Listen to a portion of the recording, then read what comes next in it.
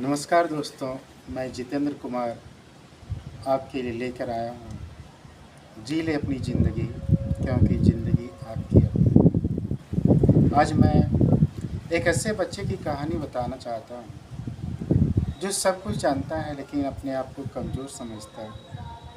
उसके मन में बैठ जाता है कि वो कुछ जानता ही नहीं। एक दिन प्रिंसिपल साहब के कक्ष में एक औरत आई थी।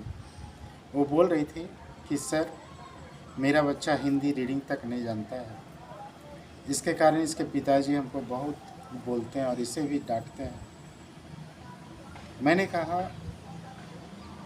कि आपका बच्चा तो जानता है, ठीक है पढ़ने में, कि नहीं, अगल बगल के बच्चे से कम जानता है, हिंदी नहीं पढ़ पाता। जैसा कि सभी प्रिंसिपल जो है गार्जियन को समझा कर भेज देते हैं, मैंने भी समझा कर भेज दिया, क्योंकि स्कूल में शिकायत तो आते ही रहते हैं। संजोग से मैं कक्षा भ्रमण के लिए निकला हुआ था और संजोग से उसी क्लास में पहुंच गया तो मुझे याद आया कि इसकी जो माता है वो कहने आई थी कि इसे हिंदी पढ़ने नहीं आता। मैं सोचा थोड़ा जांच लूँ, अगर नहीं आता होगा तो बता दूंगा। मैं उस बच्चे को बुलाया, हिंदी किताब पढ़ने के लिए दिया।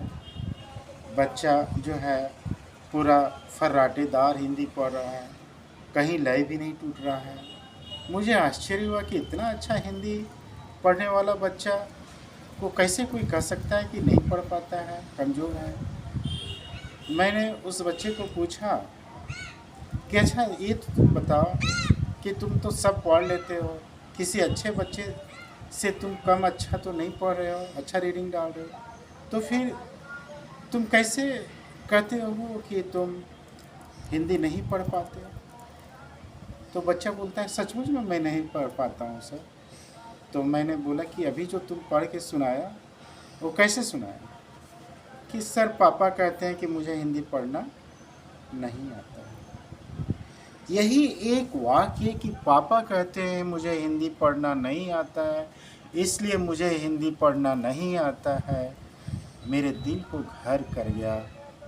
मैं यह नहीं समझ पाया कि आज के माता पिता को क्या हो गया है, जो बच्चा में काबिलियत है उसे भी स्वीकार नहीं करते हैं और अपने बच्चों की तुलना दूसरे बच्चों से करके अपने बच्चे को कमज़ोर साबित करना चाहते हैं। यह बड़ा हास्यास्पद स्थिति है।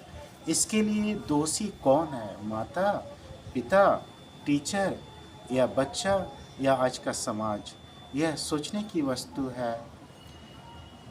मैं तो इस विषय पर यही कहता हूँ कि कोई भी माता पिता अपने बच्चे को हतोत्साहित नहीं करें।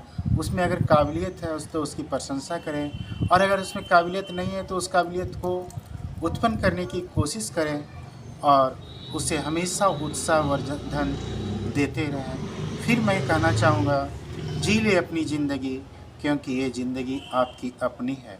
धन्यवाद।